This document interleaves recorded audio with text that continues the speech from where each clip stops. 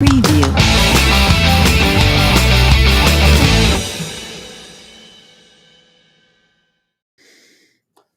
David Winker. Great to be here. Episode 102 of the Mainline Marlins podcast. Here's the deal. I'm not feeling all that good right now.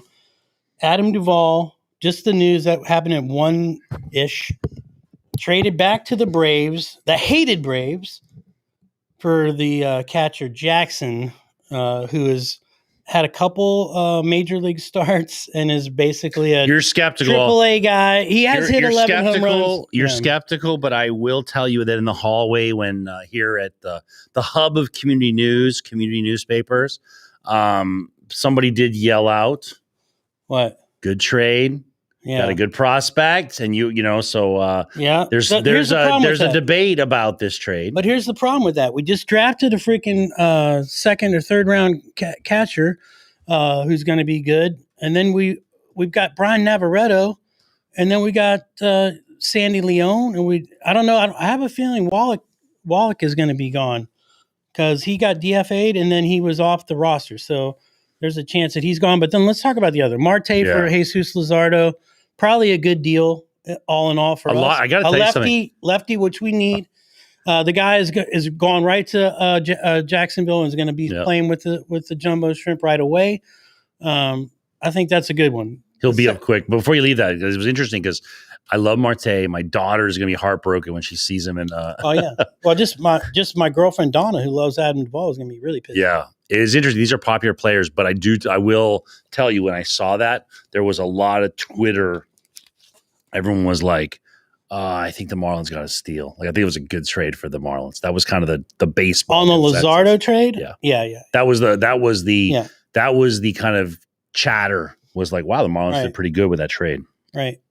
However, you will still get to see Adam Duvall in Lone Depot Park. So, well, it's funny that you said as a Brave. I like Duvall. That didn't surprise me. Yeah, that guy. There was just a matter. To me, it was as soon as I saw them sniffing around, like Braves going to get that guy. Right. Yeah. We may have gotten more than we should have because I mean it's interesting because like I think it'd be interesting to see what his take was to go back to the Braves. Like he's not going to say that publicly. Mm-hmm. Either he's happy or he's not. But if he wanted it, they wanted it. Maybe we got a little more out of the trade. I don't know.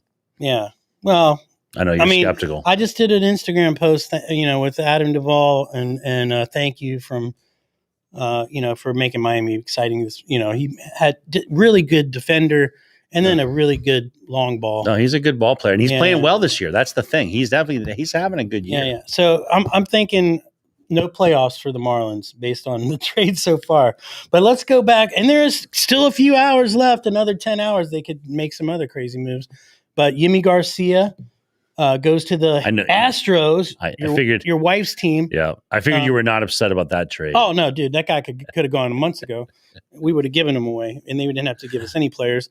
But no, he likes to blow saves in crucial situations. Yeah, it'll be interesting to see how much patience. I cursed that guy so many times. It'll be interesting to see how much patience. This reminds me of so often when these things happen. When like a player, a coach goes, and then you talk to someone who actually lives in the town that's a hardcore fan. Like you'll talk to there'll be an NFL trade, right? Or a front office guy, GM comes, and it's like you talk to someone who's been following that guy's career for 20 years. Yeah. And they'll just be like, hey, like that guy sucks. You know that, right? Here you go, Houston. Suck it. So here's Yimi. I'm hoping that he blows multiple saves for them and they don't make the play. I'm not saying Yimi sucks, but it will be interesting to see the level of patience that the AL leading Astros have with him blowing saves. Oh, especially those games where you're like up like 3 or 4 runs and he loads the bases and then there you go. I don't know how long I don't know how long that marriage is going to last. That's a high pressure. The expectations are going to be very high. Yeah.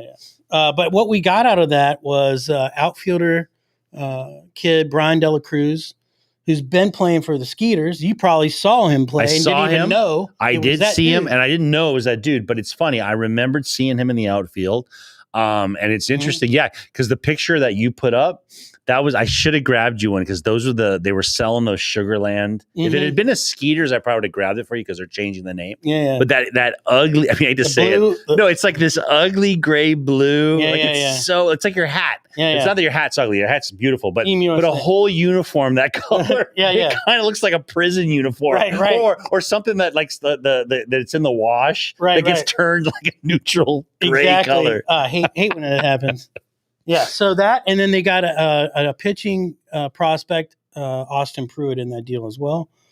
We'll see. I don't know anything about that guy other than he's only had got a little bit of experience and was a decent draft pick. But it was interesting. The pickup from the Skeeters was interesting just to me because it's like we seem like we have a lot of outfielders. Yeah, and I haven't followed what's happening down at Pensacola, but like maybe they're not hitting, but like we've got some studs. I was like, Peyton Burdick.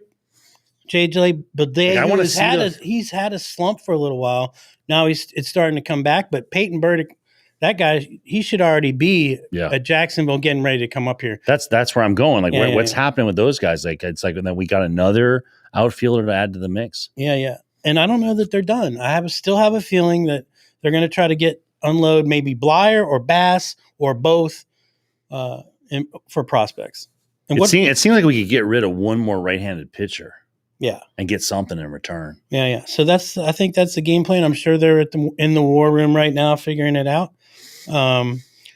Interesting story. I was talking to Alex Almazan today, and he is their firm was selected to do some work for the Marlins organization. I think they have to have multiple firms because it's such a big endeavor. But one of the guests that he's going to try to help us get is the general counsel for the Marlins, and he's going to be able to talk about what is the behind the scenes of these trades, and what are the considerations? What are they thinking about, and what's the end game for the club, and how do they handle agents and egos and crazy requests? I love that stuff, and I love to talk to him because it's interesting. Because I always tell young lawyers, it's like, listen, it's law is law. I don't have to tell you that. Right. Law is law. But you can be in Des Moines. in a Holiday Inn negotiating deals, or you can be at Marlins Park. Right. Like, it's funny to think about. It's the same stuff, right? It's the same X's and O's. It's the same legal concepts, but to be able to work in sports and be part of this stuff, and pretty cool. Like it is cool. And then we're gonna have Rocky from the Marlins Foundation come in and talk about what's going on with the new projects for the Marlins Foundation, and then how people can get involved in the different things that they're doing in the community to make Miami better. So those will be some upcoming shows we got. Good. Looking forward to that. So now we were off yesterday. Tonight, the Yankees are here with a Chicago Cub, first baseman Anthony Rizzo. Yeah. What do you think about that? Oh, man. You love you some Rizzo. Oh, the Riz is the biz, dude. That's all I got to say. Yeah. I mean, when they did the run for the World Series and the championship 2016, I think everybody in Wrigleyville had the Brizzo shirt, like the bromance of Chris, and it looks like he's going to be gone too. Latest thing I heard was maybe Tampa Bay Rays. So that's crazy. But the Yanks powered up. It's going to be interesting to see. Gallo and Rizzo. Look, he went to Parkland. He's a local South Florida guy, and I always liked that guy. I mean, he was a consummate professional. He was kind of the heart and soul of that Cubs team for probably 10 years, and meant everything to the city. And I'm sure there were a lot of tears shed and no dry eyes in Wrigley Park on his last game. Same for Bryant. So, but anyway, they're here tonight, and it is Zach Thompson going against. Couldn't tell you. I just looked at it a minute ago. I wasn't scared. I know that part. I wasn't scared about the team. Tylon. So he's 6-4, 4.36 ERA. Tomorrow to be determined. What does that mean? Penn night. And then Sunday to be determined. And then the Mets come for 4. So it's a little warm up, our own little Subway series. I think I'm going on Sunday. Yeah. Going to watch a matinee game in the afternoon, and looking forward to seeing it. It's interesting. There's a lot of sports going on. I was thinking about, like with between the Olympics, Gold Cup soccer. I watched last I knew night. you were going to slip that in. I know. I was watching last night. But I do have to talk about USA Baseball. Number one, I'm Well, wearing. that's what I'm going to get to. That's where I'm going. So I watched USA beat Qatar, which was an amazing game, 1-0. My girls in the house were screaming. I was in another room. I was on a conference call. Had it on in my office, and the delay. They ruined the surprise for me because I could hear the screaming. Because my daughters learned from watching. Because these games, of course, they're not on. At least we don't get them on English television. They're all like Univision, and so like go. My daughter loves doing it. So I heard her screaming. I'm like, oh my god, And so of course, like 30 seconds later on my TV, boom, we score. But and then I watched Mexico Canada. And Mexico-Canada was the most insane soccer game you've ever seen. And it's funny because it reminded me of, I used to be a wrestling fan, and Guerrero. What's his first name? But he had a song that I will say the words of, that it's just like, it's so, and his shtick it was like they were Latin thieves, right? And it was like, we lie, we cheat, we steal. We lie, we cheat, we steal. And that Mexican team was so dirty. Oh, good. So crazy. And it was funny because like people on Twitter were going bonkers. It's like, I'm thinking to myself, like, no, this is the Mexican soccer team. Like, they are so bad. The crowd starts with that homophobic chant they do. They have to stop the game. So here's how poetic the ending was and how perfect to lead to a U.S.-Mexico final. Now, where was that played, that game? Houston Energy Stadium. Oh, so there are a lot of 99% Mexican crowd, right? 70,000 people. Talk about the next spreader event. The next Super Delta event. 70,000 in Energy, closed stadium. And so what happened was they start with that homophobic, I won't say the word, but they start with just this massive homophobic chant that they always do. They have to stop the game. So they add 7 minutes to the end of the game. Just for the chant. Right, because the chant goes on for 7 minutes. So the punishment to Mexico is, here's a 7-minute break. Here's more 7 minutes. Another 7 minutes. Here's a Rest break. your legs. Yeah, go get some refreshments, and then they add it on. And so, guess when Mexico scored to go up 2-1 in the 7 minutes? Well, 9 minutes. The ref even let it go past the 7 minutes. So in the 9th extra minute, Mexico scores. It was Pizarro from Inter Miami actually who had the assist. Mexico wins. There's just huge fist fights on the field between the Canadians. It was so perfect. I gotta go watch the highlights. Leading to Las Vegas Sunday night, 8 p.m. U.S. Mexico for the Gold Cup. In the Raiders Stadium, in the Allegiant, whatever they call it. Is that what stadium. It's called? Yeah, it's going to be. That would be awesome. Yeah, that's there'll be what a lot of Mexicans there. It's going to be.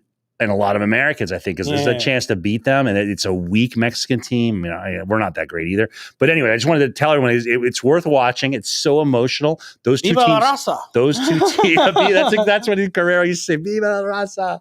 And anyways, they hate each other. And it'll be so cool to see. Which leads me to USA Baseball. Right. And man, right off the bat, this is the first game that we played in our group. Was against Israel this morning, 6 a.m. We crushed Israel. I don't know what their mascot name is. And Eddie Alvarez, our own guy, who I got Jumbo Shrimp. Yeah, who I got to see play a game against Nicaragua up in Port St. Lucie. Love the kid. He's he's an American hero, basically. Yeah, basically. Basically an American hero. Silver medalist in the last Olympics in, where was that in? Sochi? Where did they do the winter? Somewhere over there. Yeah. So anyway, he won a silver medal in speed skating. Super talented athlete, but also a really good baseball player. Two RBI doubles today. U.S. wins 8-1. So good win for us. Play again tomorrow against South Korea, who is also pretty formidable. Yeah. However, Israel took them to 10 innings. So we'll see. We'll see how it goes. But it looks like the boys in red, white, and blue came off to a good start. We should win gold in that for sure. Do I need to text our producer?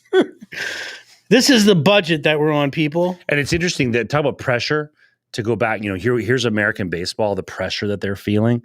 And it's funny because they had a great quote before the game against Canada with Mexico. The Mexican the Mexican coach, the Mexican manager. And his thing was like, for us, winning the Gold Cup is an obligation. Right. And it was interesting that the coach admitted that, like putting the pressure on his own players. But also, I kind of like that. Like let's set expectations here. Right. Like if we don't win this, that will be a massive failure. They might and put that pressure on themselves. Might be beheaded by cartels. Yeah, exactly. They go back and get thrown in jail. But here's the point. That's how like a lot of these sports are. And we haven't talked about it. I'd like to explore on one of the things to talk about Simone Biles and the pressure that's put on these athletes. Like I think that, I'd like to explore that. But it's like, the pressure on some of these American teams, like it is, unless you, storm to gold in baseball, that's a failure. That's it. Here's the NBA team losing to France. What a joke. And it's just like, and just like you can see the pressure, and it's like on paper, we should beat those guys by 25 points. So it's like, what happens? Well, what happens is, and we used to see that with the Canes, is like every team that plays American basketball, that's their Super Bowl.